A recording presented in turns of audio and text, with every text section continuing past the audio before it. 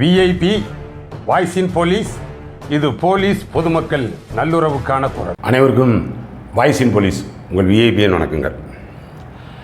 அதாவது நேற்றைக்கு 21/12/2024 Madurai city south ஏடபிள்யூபிஎஸில் ஒரு போக்சோ வழக்கு. அது குறித்த அந்த பின்னணி பார்ப்போம். அதாவது பாலகுருசாமி இவர் உதவி சிறை அலுவலர், அசிஸ்டண்ட் ஜெயிலர், மதுரை மத்திய சிறைச்சாலை. இவர் மதுரையை சேர்ந்தவர், வீடு ஆத்திக்குளத்தில் இருக்குது, வயது 51.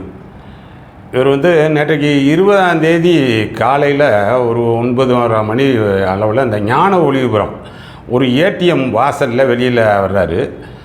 அப்போ ஒரு குடும்பத்தினர் சூழ்ந்து நின்று அவரை அடிக்கிறாங்க. ரொம்ப மோசமாக செருப்பை கழட்டி நடு ரோட்டில் அடிக்கிறாங்க.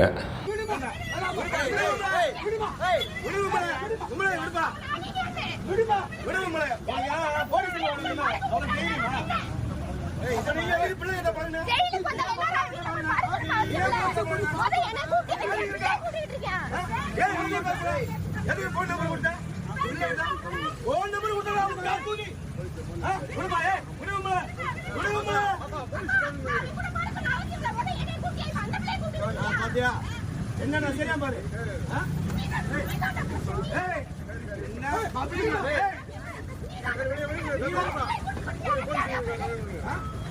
என்ன பார்க்க உனக்கு கேரப்பையா இருக்கா? என்ன பார்க்க உனக்கு கேரப்பையா இருக்கா? அப்ப நீ இப்படி செய்யலாமா? இப்படி செய்யலாமா? ஒரு அறிவு இல்லையா உனக்கு? நான் எந்த அளவுக்கு நான் பழகிறேன், எந்த அளவுக்கு நான் எப்படி பழகிறேன்? இது என்னென்னா, மறுபடி இதனை தொடர்ந்து இவர் மீது ஒரு போக்சோ வழக்கு ஒன்று பதிவு செய்யப்படுது. அது நேற்றைக்கு இந்த அடிக்கிற சம்பவம் 20ஆம் தேதி நடந்துச்சு. நேற்றைக்கு அந்த மதுரை சிட்டி சவுத்து ஏடபிள்யூபிஎஸில் அந்த போக்சோ வழக்கு. அப்புறம் நேற்றைக்கு நைட்டு ஒரு 7:30 மணிக்கு மதுரை மத்திய சிறைச்சாலைக்கு கொண்டு வந்தாங்க. அப்புறம் சென்டிமெண்ட்டாக அவர் அங்கேயே தான் அசிஸ்டன்ட் ஜெயிலராக இருந்தவர், வேண்டாம் அப்படின்ற மாதிரி பார்த்து இப்போ திருச்சி சென்ட்ரல் ஜெயிலில் ஒரு ரிமாண்டில் இருக்கிறாருன்னு வச்சுக்கோங்க. இது பார்த்தோம்னா இது போக்சோ வழக்கு அப்படின்றதுனால அந்த கம்ப்ளைண்ட் தரப்புக்குள்ளே நம்ம ரொம்ப உள்ளே போக வேணாம். இப்போ இதில் ஒரு பொண்ணு அவ்வளோ ஆத்திரப்பட்டு அடிக்கிறாங்கல்ல, அந்த பொண்ணு 23 வயது, கல்லூரியில் படிக்கக்கூடியவங்க.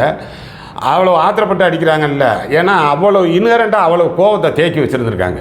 இவர் பாலகுருசாமி என்னுடைய அப்பா பக்கத்தில், அப்பா விடுங்கப்பா விடுங்கப்பா அப்படின்னு சொல்லி சொல்கிறாங்கல்ல, அவங்க அப்பா பக்கத்தில் நிற்கிறாரு.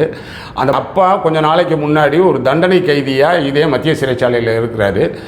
அவர் என்ன வழக்கில் தண்டனை ஆனார் அதுக்குள்ளேலாம் நம்ம போக வேண்டியதில்லை. ஏன்னா தண்டனை கைதியாக இருந்தார். அந்த நேரத்தில் இந்த குடும்ப உறுப்பினர்கள் அவரை பார்க்க வருவதற்கு போவதற்கு அப்படின்னு சொல்லி இருக்கும் பொழுது இந்த பாலகுருசாமிகிட்ட ஒரு க்ளோஸ்னஸ் அந்த ஏற்படுதல, அந்த ஒரு நட்பு ரீதியாக அவரை எப்போ வரலாம், கொஞ்சம் நேரம் பார்க்க விடுறது, அந்த மாதிரியான நிலையில் அந்த குடும்பத்தாரிடம் இவர் ஒரு நெருக்கம் பாராட்டுறாரு. இவருடைய நம்பரு, மொபைல் நம்பரு, அவங்க குடும்பத்தாருடைய மொபைல் நம்பரு இதெல்லாம் வாங்கிக்கிறாரு.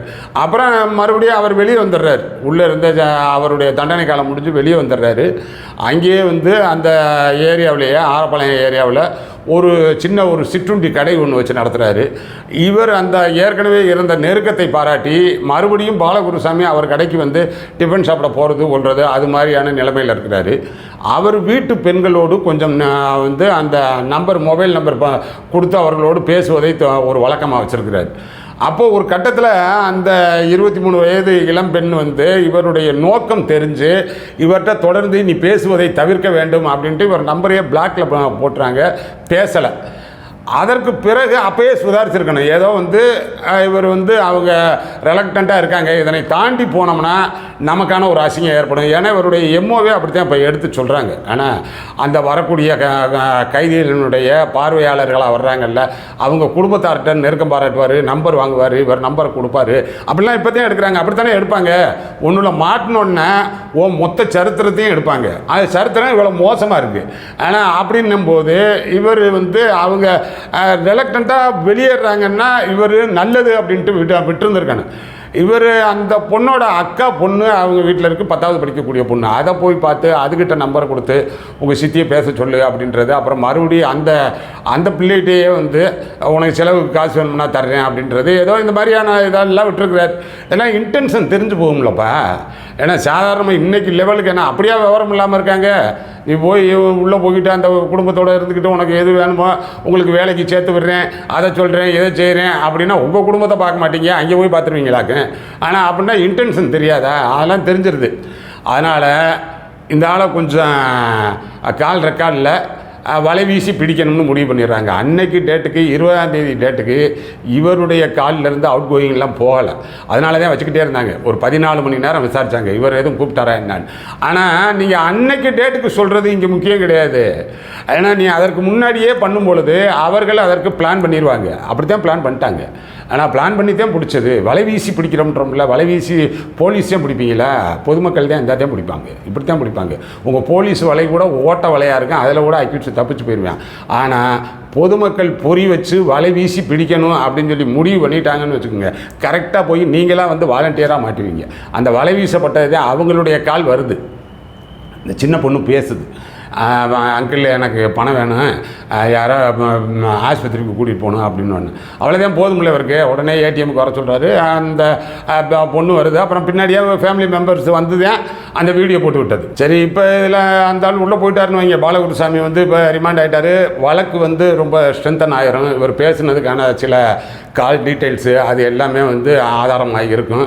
இந்த பொண்ணு ஆத்திரப்பட்டது இதெல்லாம் இந்த அந்த வீடியோ தான் வழக்கினுடைய மூலமாக இருந்து அதிலிருந்து தான் அது வழக்காகவே டெவலப் ஆகுது. ஆனால் இன்னும் சொல்லப்போனால் உங்களுக்கு நல்லா தெரிஞ்சுக்குங்க, இந்த போக்சோ கேஸெல்லாம் இருக்குது பார்த்தீங்களா, இது சும்மா வந்து பராரியாக அந்த பெயிண்டரு மேலே ஒரு 65 வயசு கொத்தனார் மேலே இந்த மாதிரியான ஆட்கள் மீது போடுவதை காட்டிலும் AWPS இதில் இருக்கக்கூடிய அரசு ஊழியர் மீது போடப்படும் அந்த போக்சோ கேசஸ் அதற்கு தனியாக ரிவார்டே இருக்குது.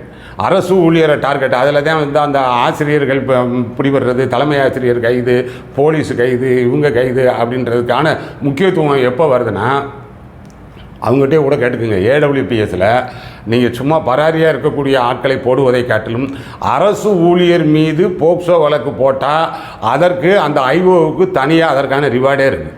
ஆனால் அதனால் அந்த அடிப்படையில் இந்த வழக்கினுடைய உண்மை அதுக்காக பொய் கேஸ்லாம் போட மாட்டாங்க.